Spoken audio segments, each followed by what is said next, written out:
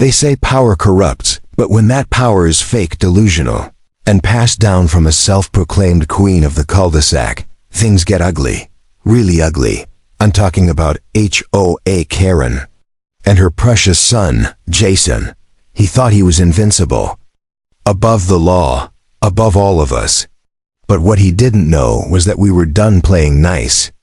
And the day the cops showed up, well, that was the day everything came crashing down. It all started about a year ago when Karen became president of our neighborhood's HOA. Now, you'd think that's a minor role, maybe sending out monthly emails, organizing block parties, basic community upkeep. But not for Karen. No, she treated it like she was the queen of a medieval kingdom, barking orders, rewriting the bylaws to fit her mood, and punishing anyone who dared to cross her. But she wasn't the real problem. Her son Jason was. A 24-year-old dropout who moved back in with his mom after his startup didn't take off. In other words, he spent his days playing video games, smoking on the porch, and driving his loud, obnoxious muscle car at 2 a.m. like he was Vin Diesel in Fast and Furious, Suburbia. And because his mom ran the HOA, Jason thought he ran the entire neighborhood. He parked his car wherever he wanted, sometimes blocking driveways. He'd blast music with offensive lyrics on school mornings. One time I caught him urinating behind the community pool house in broad daylight. When I tried to report it, Karen sent me a formal warning for harassment. No joke. Harassment. But it wasn't just me. The Thompsons next door, sweet older couple in their 70s, got a violation notice because their trash bins were left out for more than 15 minutes after pickup. Meanwhile, Jason's beer cans were littered across his lawn for days. And Karen called it temporary yard art. The most disturbing thing, Jason had started walking around the neighborhood like a wannabe enforcer. He claimed he was the co-chair of security, which was completely made up. He wore fake aviators, carried a walkie-talkie that was never on, and would literally interrogate kids for riding scooters too fast. If they didn't listen, he'd threaten to call code enforcement. Everyone hated it. But nobody dared to say anything because they knew Karen would retaliate. And she did. Samantha, a single mom of 2, posted on our Facebook group, complaining about Jason revving his car engine late at night. The next day, she got slapped with a $150 fine for improper use of social media to defame community members. A week later, her HOA dues were mysteriously missing, and Karen threatened to place a lien on her home. People were scared. We started having hushed conversations at the mailboxes, whispered phone calls, avoiding eye contact with Jason when we walked by. It felt like living under a dictatorship with Karen behind the curtain and Jason acting like her street soldier. But things really boiled over one Saturday afternoon. It was a sunny day. I remember because we were finally doing our block's community yard sale, something Karen had approved. Though she added 20 new rules at the last minute. No signs unless HOA-approved. No cash transactions visible to minors. No offensive items on display, which somehow included a pink flamingo lawn ornament. We were trying to enjoy ourselves when Jason strutted down the sidewalk like he was patrolling a war zone. He had a clipboard in one hand and a vape in the other. He stopped at every table, inspecting prices, asking people if they had permits. I watched him accuse a 10-year-old of trying to scalp lemonade without proper sanitation licenses. Then he got to the Gutierrez family's table. They're new to the neighborhood, just moved in from Texas. Super sweet folks. But they were selling some old electronics and speakers, perfectly fine stuff. Jason picked up a speaker, dropped it intentionally, and yelled, "This is counterfeit. You're selling knockoffs." Mr. Gutierrez tried to explain it was a used Bluetooth speaker, but Jason wasn't listening. He started shouting, demanding. They shut down their table. When they refused, he pulled out his phone and threatened to report them to Homeland Security. That's when I knew we were past the point of reason. The final straw came 2 weeks later. Jason had parked his car completely blocking the Thompsons' driveway. Mr. Thompson, who, again, is in his 70s, had a doctor's appointment. He asked Jason politely to move the car. Jason laughed, literally laughed in his face. Sighed, "I'll move it when I'm done gaming, old man." Then walked away like nothing happened. When Mr. Thompson tried to report it to the HOA, Karen dismissed him. "It's a neighborly misunderstanding," she said. "You'll need to be more patient." That was the day I knew we had to do something. A few of us formed a small group secretly. We called it the Neighborhood Watch, though it had nothing to do with crime and everything to do with holding Karen and Jason accountable. We started documenting everything: videos, photos, audio recordings. We kept logs, timestamps, even screenshots from the HOA Facebook group. We didn't want revenge. We wanted order. Peace. Respect. But Jason wasn't slowing down. In fact, he was escalating. One night he was caught throwing eggs at a neighbor's car because they looked at him funny. Another time, he chased two kids on bikes, screaming that they scratched his paint, even though he had no proof, and they were riding nowhere near his car. Then came the fireworks incident. It was mid-April. Not 4th of July, not New Year's, just a random Tuesday. Jason decided to light illegal fireworks in the street around 11 p.m. The blasts were deafening. Car alarms went off. Dogs were barking. My baby woke up screaming. Neighbors came outside, yelling, and what did Jason do? He flipped us off. "Go inside, losers. I own this block." That night, we finally sent everything, every piece of evidence we had to the county sheriff's department. We didn't know if it would go anywhere. After all, it was mostly nuisance behavior, right? But we knew we had to try. We were exhausted, angry, frustrated. We waited. 3 days went by. Then, a week. Karen was as smug as ever, walking around with her binder full of made-up rules, smiling like she'd won. Jason got even cockier. He started parking on lawns, revving his car until 3 a.m., holding loud parties where strangers would stumble out and puke in the street. It was like he was daring us to try something. It happened. It was a Saturday afternoon. Hot, quiet, just before sunset.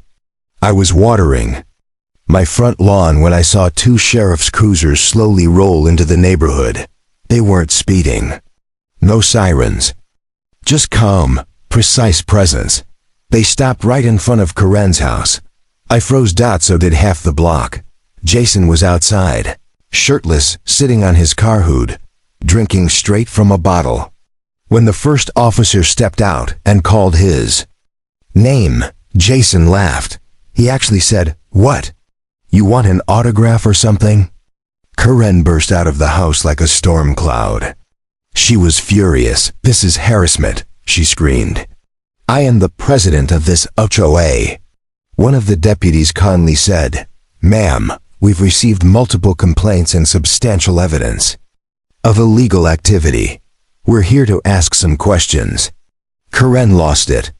She started demanding badges, asking if they had a warrant, waving her HOA binder like it was a court order. Jason stood there with that smug little grin, arms crossed like nothing could touch him. But then, the deputy reached into the cruiser, pulled out a manila folder, and began reading off a long list of documented incidents. You could see the smile melt off Jason's face, slowly, like ice in the sun. Karen's voice cracked. She tried to protest, but her voice was trembling now. You could tell she wasn't in control anymore. "Not here, not now." And then the deputy said 6 words that changed everything. "Jason, we need you to come with us." Jason froze. For a second, he didn't even blink. The whole neighborhood had gone silent. Lawnmowers stopped. Kids paused their games. Even the birds seemed to quiet down, as if nature itself was waiting to see what would happen next. "Jason, we need you to come with us," the officer repeated. Jason's mouth twitched. You could see the storm behind his eyes. He looked at his mom, expecting her to do what she always did, bail him out, scream the problem away, make up some fake rule. That would stop the world from holding him accountable. But this time, Karen was speechless. She took one step forward, holding up her binder like it had magical powers. "This is an HOA matter," she muttered, her voice cracking. "He hasn't done anything criminal." The officer calmly cut her off. "Ma'am, your son is being detained for questioning in relation to multiple public disturbance reports, property damage, and possible threats made to neighbors." Jason snapped. "Threats? That's garbage. I run this neighborhood." The deputy didn't flinch. "Sir, place your hands behind your back." And then, for the first time, the untouchable prince of the cul-de-sac was in cuffs. The gasp from the crowd was real. You could feel a wave of disbelief, satisfaction, even relief roll through the block like a summer breeze. Mr. Thompson, who had been standing on his porch with his cane, actually nodded with a small, proud smile. But the drama wasn't over. Karen stormed up to the second officer, waving her binder. "You can't do this. I am the president of the HOA. This is harassment. I'll sue your entire department." The officer raised an eyebrow. "Ma'am, your position in a homeowners association does not grant you any legal immunity or law enforcement authority." Karen's face turned beet red. "You don't understand. My son is the co-chair of neighborhood safety." That's when I saw the second officer crack a smile. He said, "There's no such title listed in your HOA charter. We've reviewed it. In fact, there's a lot in there that we're passing along to the county auditor." Her eyes widened. "What are you talking about?" He held up a copy of the binder. Yes, her own binder. The one she'd been clinging to like a holy book. "Ma'am, several neighbors have submitted records indicating misuse of HOA funds, fabricated fines, and retaliatory enforcement of regulations. That's civil fraud at best. And depending on the funds involved, potentially criminal." Karen staggered backward. You can't prove anything." But she knew we could, because we'd been collecting the proof for months. Every fake fine, every missing payment, every HOA board meeting that was never really held. We had it all, and we gave it to the people who mattered. As Jason was loaded into the cruiser, Karen tried one last Hail Mary. She stood in front of the car like she could physically stop the law from driving away. She shouted, "This is a mistake. He's a good boy. You people don't understand what he's been through." But no one moved to help her. No one defended Jason.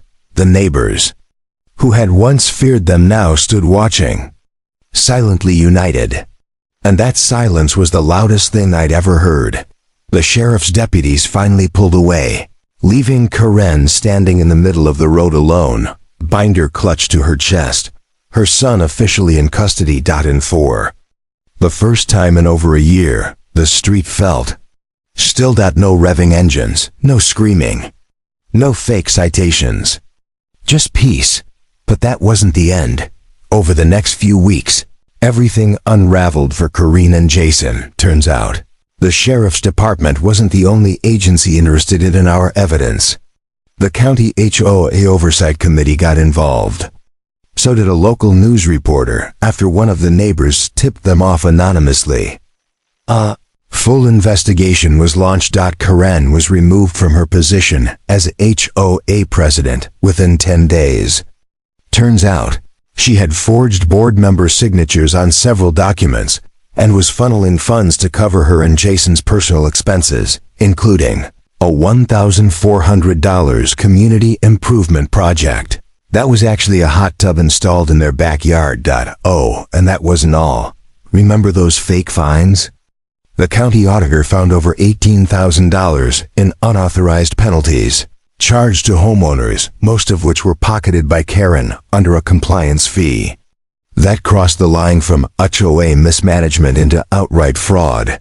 Karen was hit with multiple civil lawsuits.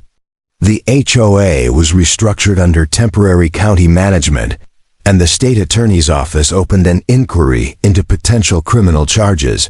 And Jason? Jason was charged with multiple misdemeanors, public nuisance, vandalism, and one count of making verbal threats with intent to intimidate. Not heavy felonies, but enough to get him probation, community service, and a court-ordered anger management program. The biggest blow, though, was social. Nobody wanted anything to do with him anymore. Jason became a ghost in the very place he once thought he ruled. He didn't strut around anymore. No more sunglasses and fake walkie-talkies.